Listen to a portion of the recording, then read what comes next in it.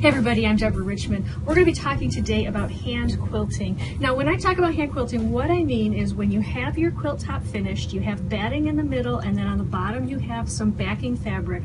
That is called a quilt sandwich. And then quilting that I'm going to talk about today is what you do when you now stitch those three layers together. There's two ways that you can do it. One is by hand, that we're going to talk about today, and the other is with your sewing machine. So we're going to talk about a couple of different ways, and I'm going to show you exactly how to hand quilt.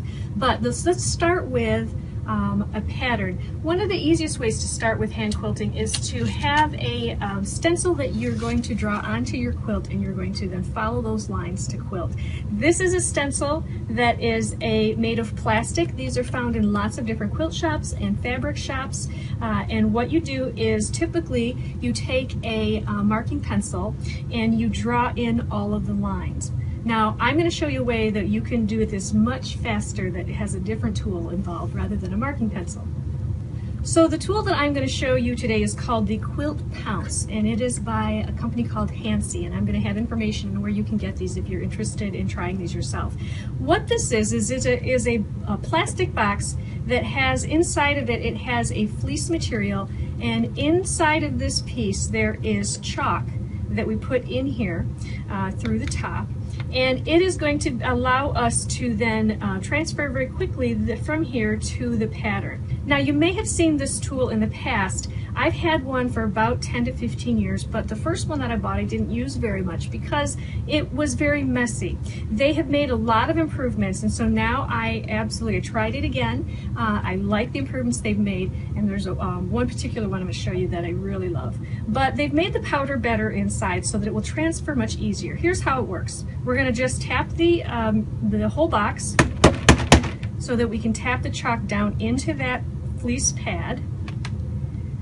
And I am going to now just take this, and instead of pouncing, even though it's called a pounce, that creates a big mess. We no longer have to pounce. We simply can just rub this along. And so I'm going to just very easily give it a little pressure, hold on to my stencil. Okay. And now when I remove my stencil, I hope that you can see this, but that pattern is now onto this fabric.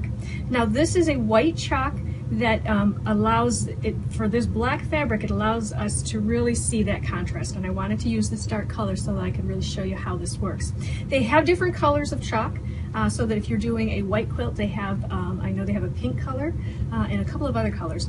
There's one particular type that I absolutely love, and it is this one that I'm using, and that is because when we're done marking, when we're done quilting our quilt, rather than have to wash our fabric, all we're going to have to do to make this disappear is to iron it. This one particular chalk that we use is an iron-off chalk, and so once we just give it some heat, the heat will take that chalk right out. So now there's no more guesswork. You don't have to wonder, are my lines going to go away when I'm done quilting? They are completely gone from this piece, and they won't reappear.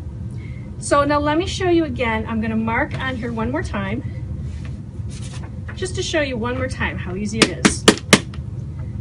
I can mark a quilt so fast. I can go through and I can put, large parts of the quilt. I can mark the quilting on here just as I'm getting ready to quilt. Now you can take this and you can mark your whole quilt top, or you can mark a small section at a time. I recommend a small section at a time. The older powders, what they tended to do was they would brush off and disappear very easily. So you can see the patterns here. Now, what's really nice is they've made this better, so I can brush on this a whole lot, and it's not going to disappear until I iron it, or the other chalks until I wash it. What's really nice about that is that now you can mark a larger piece of your quilt and know it's going to be there when you're handling your quilt. It used to be I had to mark a small area, quilt it, mark another small area. Now I can mark a much larger area, and I don't have to worry about it disappearing too fast for me. Now there's a second type of stencil that you can use with the Pounce pads, and this, I'll tell you where you can get a hold of these. It is a fabric stencil. You can see it's not that thick plastic like the others are. There's a couple of reasons why this is a really nice alternative. If you're using a Pounce pad, this is an alternative because rather than having the lines that you can draw through, this is actually a web, a mesh. So that where the lines of the pattern are, the mesh is farther apart so that the chalk will come down to it. So again, all you're going to do, same motion, you're going to put your fabric stencil down, you're going to then push and twist a little bit, just like I showed you before, to get that chalk into that stencil. The other nice thing about these stencils is you can wad them all up and you can actually iron these and iron them nice and flat again. So they're very portable, easy to take with you. All right, so let's get to the stitching. Let's get to the actual quilting. What I have here is a sample we're going to use. This is not a full quilt, but it is a quilt sandwich. It has batting and a backing fabric, and this is our quilt top, the black color. I'm using black so that you have nice contrast so you can see the stitching. So let's start with what type of needle do you use? You can use a lot of different types of needles. I prefer this particular needle, and it is called Scarlet Today. It's a company called Scarlet Today. They look like little matches, but inside are needles. They look like a matchbox. They look like a matchbook, but inside there are the needles. You can get an assortment pack. This is sizes 7, 8, 9, and 10. I like those different sizes. I don't have a specific size that I like. What I prefer is really a nice thin needle that's shorter but has an eye on it that I can actually thread, so an eye large enough. So that's why I particularly like these needles. They fit that bill. Next thing I'm going to show you, when you are going to be hand quilting, you are going to want a thimble. There are lots of different types of thimbles that you can use. I'm just going to show you my favorite. This is a leather thimble. It is a pretty thick leather, and it simply goes on your finger, any finger that you prefer to use. Now they have metal thimbles, they have rubberized thimbles. What I say is try a lot of thimbles till you find one you like. Leather I absolutely love, and it's the only type I can use.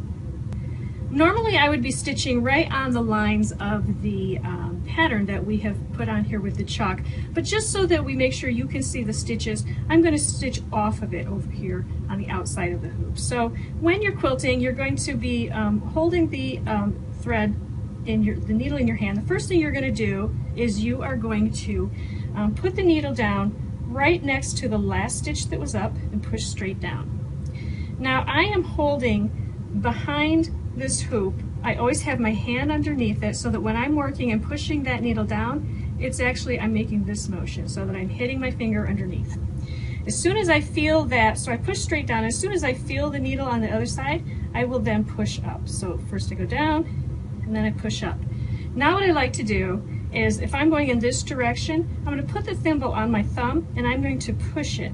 So you're going to want to use a rocking motion. We have our first stitch that we've already put in, and now I want to add 2 or 3 more stitches before I pull it through. So I'm going to rock down till I feel it, push up, rock down till I feel it, and I push up. And when I'm pushing up until I feel it on my thumb. So both times when I'm pushing down, I'm feeling the needle here, and then I'm pushing it up, and I'm feeling the needle there. So I've got 3 stitches here. I'm going to pull them through, and I'm going to do it again. I'm going to go straight down, push with the rocking, up, and push through. So let's talk about stitch length. When you first start to quilt, your stitch length will not be real even. That's just the way it is. And your stitches will be, it will be a slower process when you first begin. But what I say, anytime you start any new process with quilting, give yourself time to try it and do it not as good. So whenever I try something new, I know I'm not going to be good at it for a while. So after you've done a couple of quilts with hand quilting, you'll start to feel like you like your stitches better. The length is more what you would like. So don't worry a whole lot right now about the evenness and the length. That's going to come with experience. Do your best. So again, let's go down, up, down, up, down, up, push through. Now as you're quilting, what's going to happen is as you're quilting through this pattern, there are times where I'm going to be pushing this way and I want to come back around here. It's better if you can, as you're learning to quilt, start teaching yourself, start practicing quilting in different directions. So I'm going to, just for our purposes, I am going to now stitch back this way, because there are times when I'll need to change directions. I can move the hoop around, and then go this way, but it's easier if you can actually change directions without moving the hoop as much. So I am going to change and put the thimble on my middle finger right now. Okay, so let's go back up this way. I'm going to put the needle down, push up, down, push up. Now you see this time I'm pushing with my middle finger back toward myself, but the motion is the same. When I push straight down, I'm feeling the finger underneath, pushing up to my thumb. Let's start again. Down, up, down, up, down, up. And I pull through. So start with your quilting and learn how to do it one way, whether it's toward yourself or away from yourself, that's up to you. But eventually get where you can do both. It will make your quilting much easier. If you never do, if let's say you're a person who always likes to quilt away from themselves, that's perfectly fine. You're going to be able to do a whole quilt. You're just going to move your hoop more often. So now let's talk about the hoop. There's lots of different hoops that you can use. I like just a simple wooden hoop that I can take with me, put it on my lap. Very often when I'm quilting, I will quilt sitting on the couch, watching television with my family, and I can sit down and I can position this anywhere. I'm often sitting down, so I'll position it like this, and I'll sit and quilt, or I can put it down and sit and quilt. Sometimes I will actually stand it up sideways and sit and quilt this way too. Whatever feels good as whatever chair you're sitting in. But this gives me a lot of motion. There are other types of hoops that are actually on a lap stand where that will you can set it on your lap and it raises it up. I don't use one of those. I haven't really tried one, but some people love those. And then there's also frames where you can have your whole quilt spread out on a frame that sits up, and then you sit at a chair at the frame and you quilt right along the top. So lots of different choices. But this is a simple hoop. I can tell you, I'll have information below on where you can get a hold of just a simple hoop like this to get started. It's a nice way to kind of try out quilting and get started and see what you think. So the last thing I want to show you is how you start and stop, how you start with your thread. Now you don't use knots. When you do embroidery and other types of hand sewing, you will use knots in your thread. Not the case with quilting. And I never believed this when I first started, but you shouldn't use knots because when you wash a quilt, very often all the knots that you have put in between the sandwich layer will pop to the top. And so suddenly you will see all these little round knots on your quilt. That's happened to me before. I still have the quilt. It still has the knots that you can see them, and that's when I learned the lesson. So really, instead of a knot, we're simply going to be starting with a piece of thread that has no knot in it. I'm going to put my needle in, and I'm going to bring it up to where the stitching is going to begin again. And giving myself a little bit of space, and this is where the thread is going to sit between the quilt sandwich, so that the thread is inside the quilt. Now you want to be careful not to pull it all the way through. In fact, a lot of times I'll leave a little tail here and then clip it later, just so that I make sure I haven't pulled it through too far. I'm going to give it one back stitch. So even though I'm stitching in the direction forward, I'm going to start behind the stitch and bring it up. I'm not going to pull too tightly because that at this point will pull out, but we're trying to anchor it in right now. I'm going to do another back stitch. And then now I can begin my quilting. Now, you may think that that's not enough to hold that thread in place, but it is. I've used this method on lots of quilts now, and it does work. When I first started trying this method, I thought, this is going to pull out. I don't think this is going to work. But it does. It works. So we're going to go ahead and put some stitches in. Let's say we've quilted along for a while, and now it's time for us. We've got just a little bit of thread left. There's a couple ways that you can end this thread. What I like to do when I'm using a regular thread like this is I like to take the needle, and I'm going to push the needle back through the last couple of stitches and then pull the thread through. So it's going to help lock it in place simply by winding it around. So I'm going to go this way. I can kind of feel it, and it's over here now. I'm going to pull it back through. So now what I end is I will clip this stitch right here. I'll clip the thread right here, and we have the last stitches here, and I've buried that thread back this way. Then when I start with more thread on the way forward, the stitch line will continue and you won't be able to see where I stopped and I started my thread. So now let's talk about the thread itself. I like to use just a nice cotton thread when I am quilting, hand quilting. Couple of reasons. I've used a lot of different polyester threads and silk threads, and you can get very small stitches with, say, a silk or polyester thread.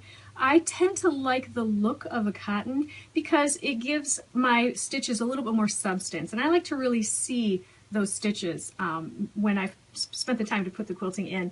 Try out some threads, see what you like best. You can use cotton, you can use polyester, you can use silk, all of those for hand quilting. And see, like I said, each quilt you may want something different, so give it a try. But my favorite is the regular cotton threads. So now we've talked about how to mark a pattern and use a stencil, and that is one option. The quilt behind me is quilted, hand quilted, and this is one that I did. And rather than use a stencil on this one, there's another option you can use if you have a quilt that has lots of pieces like the one behind me.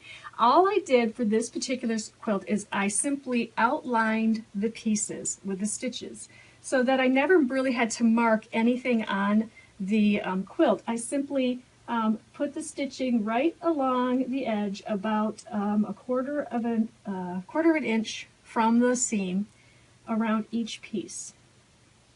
So never had to mark anything.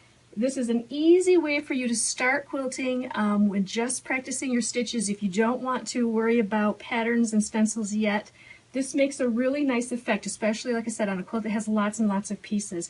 If I were to use one of these more elaborate stencils on this particular quilt, it probably would kind of disappear. I wouldn't really see it quite as much. So rather than spend a lot of time with a lot of these more elaborate stencils, for something like this, it's nice to be able to just do an all over, very simple outline quilting. So that's it for how to hand quilt, just some basics to get you started. I recommend you start with a baby quilt, a smaller size quilt, because that way you'll start to just get some practice and get some feel for it and not feel overwhelmed. There's nothing to really be afraid of with hand stitching. It's a really nice thing to have, especially when you want to just sit down, relax. I like to sit and do some hand quilting. You don't have to think a lot. It's much more of a Zen type of activity. And it's really nice to be able to do when I'm riding in the car or when I am sitting with the family watching television. It's not something that's difficult. It's just something that the more you do it, the better that you do get. And you will know after you do like your first baby quilt, you'll start to feel more confident. And each time you do another quilt, your stitching will get better and better. I'm going to give you information below on all the different things I use as far as the hoop and the threads and those types of things so that you can pick up any of these products if you want to try them yourself. And thanks for joining me. And be sure to subscribe to our channel. You can do so here by clicking the subscribe button. That way you'll find out about new videos as they become available.